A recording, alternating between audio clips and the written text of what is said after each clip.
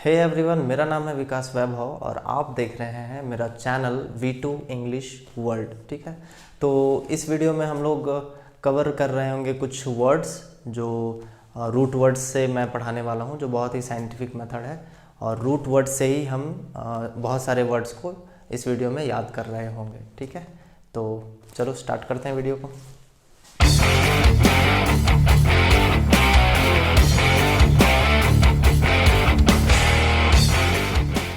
चलो, आज हम लोग पढ़ने वाले हैं रूट वर्ड नंबर 3। ठीक है, इससे पहले भी मैंने एक वीडियो अपलोड कर रखा है जिसमें मैंने 2 रूट वर्ड पढ़ाई है, तो ये तीसरा है। ठीक है ना, तीसरा रूट वर्ड है। तो अगर वो वीडियो आप लोगों ने नहीं देखा है तो जा करके देख लेना, मेरे चैनल पे अपलोडेड होगा, तो वहाँ पर जाके विजिट कर लेना। ठीक है, तो देखो रूट वर्ड नंबर 3 कौन सा है, तो आज हम लोग पढ़ने वाले हैं एंडर या एंड्रो। ठीक है, दोनों सेम चीज़ है, बस इसमें ओ है, इसमें ओ नहीं भी है।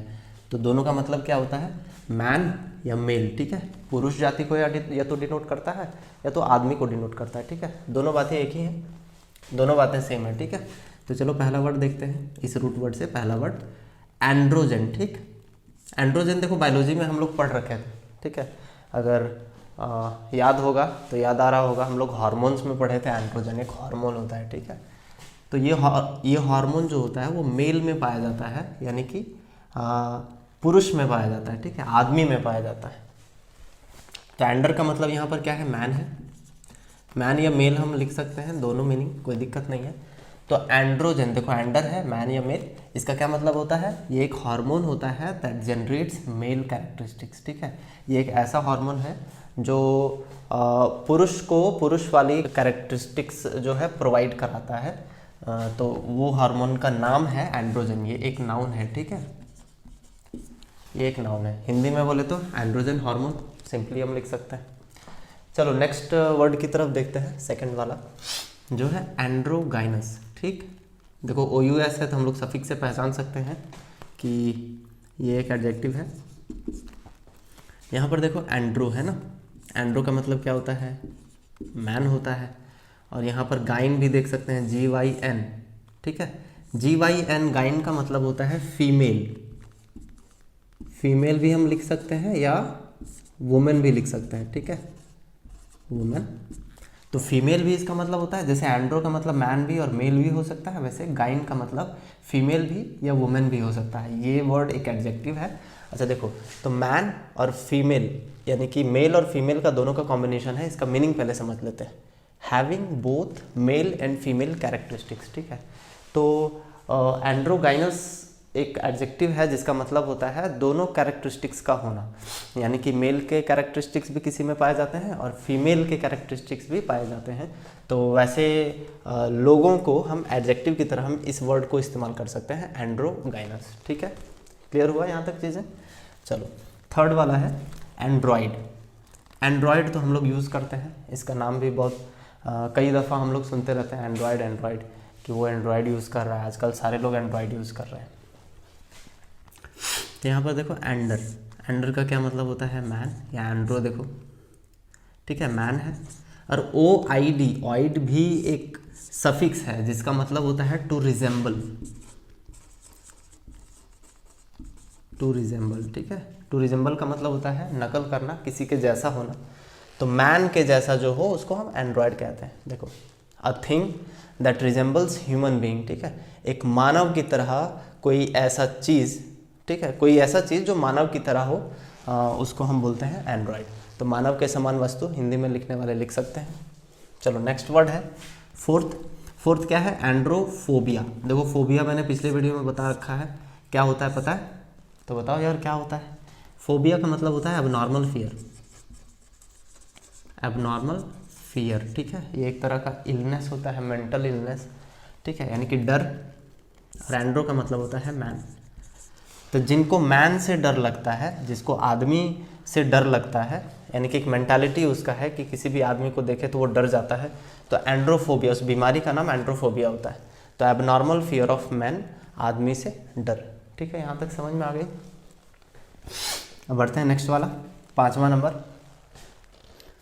तो 5वां है मिस एंड्री। ठीक है, मिस एंड्री का क्या है, देखो मिस का मतलब होता है, ये नेगेटिव सेंस देता है, इसका यहाँ पर हेट निकलता है। मिस का मतलब हेट, यानी कि जो सेपरेट चीज़ें होती हैं, अलग होना। तो यहाँ पर सिंपली इसका मतलब होता है हेट, और एंडर का मतलब होता है मैन। ठीक है, तो इसका मीनिंग देख लो, हेटर्ड ऑफ मैन, जो आदमी से हेट करता है, घृणा करता है। ठीक है, इसका हिंदी मीनिंग देख लो, आदमी से घृणा करने वाला। सिंपल है चीज़ें। तो देखो इस तरीके से जब हम रूट वर्ड पढ़ते हैं तो इसका पूरा कुंडली निकल जाता है, हमारे हाथ में आ जाता है। ठीक है, तो पूरा जब हम इसके बारे में स्टडी कर लेते हैं तो देखो यार, इस वर्ड को आप भूल कैसे सकते हैं। कहीं भी आएगा तो ये रूट वर्ड याद आएगा, और इसका मीनिंग भी साथ साथ हमें याद आ जाएगा। ठीक है, तो ये जो तरीका है रूट वर्ड वाला, ये खास करके मेरे को तो बहुत ज़्यादा इफेक्टिव लगता है। ठीक है, और आई होप कि आपको भी लग रहा होगा। मैंने पूरी कोशिश की है अच्छी तरीके से समझाने का। चलते हैं नेक्स्ट रूट वर्ड की तरफ, जो 4th नंबर है। तो अब हम पढ़ने वाले हैं ना एम्ब के बारे में। ठीक है, ये हमारा रूट वर्ड है, AMB एम्ब हो या AMBUL एम्बुल हो। ठीक है, इसका मतलब होता है टू वॉक, टहलना। ठीक है, टू वॉक, टहलना, रूट वर्ड ध्यान से याद रखना। चलो, इसका पहला वर्ड है प्रीएम्बल। ठीक है, देखो ये वर्ड सुना सुना सा लग रहा होगा, प्रीएम्बल प्रीएम्बल प्रीएम्बल, हम लोग बार बार सुनते आ रहे हैं ना। देखो पॉलिटिकल साइंस पढ़ते होगे तो उसमें एक चैप्टर होगा कॉन्स्टिट्यूशन, या वैसे भी संविधान के बारे में जब हम पढ़ते हैं तो प्रीएम्बल की चर्चा होता है, जिसको हिंदी में हम लोग प्रस्तावना कहते हैं। ठीक है ना, तो सिंपली इंग्लिश में सिर्फ मीनिंग समझ लो, हम लोग कॉन्स्टिट्यूशन में नहीं जाएंगे, पॉलिटिकल साइंस यहाँ नहीं चल रहा। तो चलो, प्रीएम्बल का मतलब होता है, देखो इसमें एम्बल है ना, तो एम्बल का मतलब होता है ना किसी चीज़ का इंट्रो वाला पार्ट, यानी कि कोई भी चीज़ है, जैसे कोई किताब शुरू होती है तो किताब के शुरुआत में लिखा होता है एक पेज में इंट्रोडक्शन, कि इस किताब के लेखक कौन है, या इस किताब के बारे में कोई डिटेल्स अगर देना है तो ये होता है। तो शुरू में, शुरू वाला जो पेज होता है उसको हम बोलते हैं प्रीएम्बल। ठीक है, एन इंट्रो ऑफ समथिंग, किसी चीज़ का इंट्रोडक्शन वो होता है। तो हिंदी में बोले तो प्रस्तावना। क्लियर है? चलो, नेक्स्ट वर्ड है एम्बुलेंस। तो देखो इसमें एम्बुल आया है, तो एम्बल या एम्बुल का क्या मतलब होता है? टू वॉक होता है। सॉरी, ठीक है, यहाँ भी टू वॉक था। ठीक है ना, टू वॉक, तो एम्बल है। अच्छा, यहाँ पर टू वॉक का क्या मीनिंग है, यहाँ पर समझ में आया ना। जैसे किसी चीज़ के अंदर हम एंटर करते हैं तो जो सबसे पहला चीज़ हमें मिलता है वो होता है प्रीएम्बल, इसीलिए इसका नाम इस तरीके से पढ़ा। ठीक है, तो प्रस्तावना, प्रीएम्बल। नेक्स्ट है एम्बुलेंस। एम्बुलेंस में देखो एम्बुल है, इसका मतलब होता है टू वॉक। चलो, तो एम्बुलेंस तो जनरली हम लोग जानते हैं क्या होता है। तो ये एक गाड़ी होती है जो पेशेंट को इधर उधर ले जाती है। ठीक है, हिंदी में बोले तो एम्बुलेंस। ये बहुत आसान सा था। इसमें देखो रूट वर्ड एम्बुल, टू वॉक का योगदान है। ठीक है, इस वर्ड को बनने में।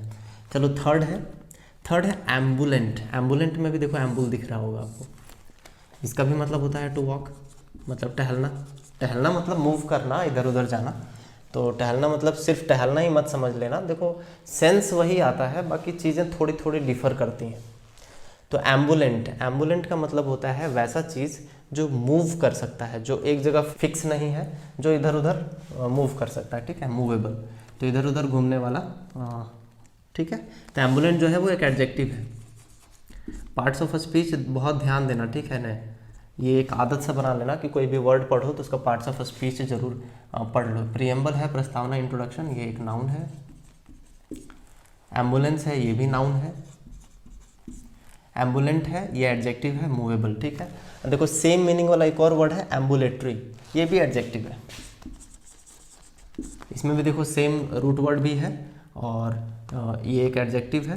तो एम्बुलेटरी का मतलब भी होता है मूवेबल, मोबाइल, जो एक जगह से दूसरी जगह पर हम जिसको आसानी से मूव कर सकते हैं। हिंदी में जो लिखते हैं वो लिख लो कि जिसे हम एक जगह से दूसरी जगह ले जा सके। क्लियर है? चलो, नेक्स्ट वर्ड है फिफ्थ वाला, जो है सरकम एम्बुलेट।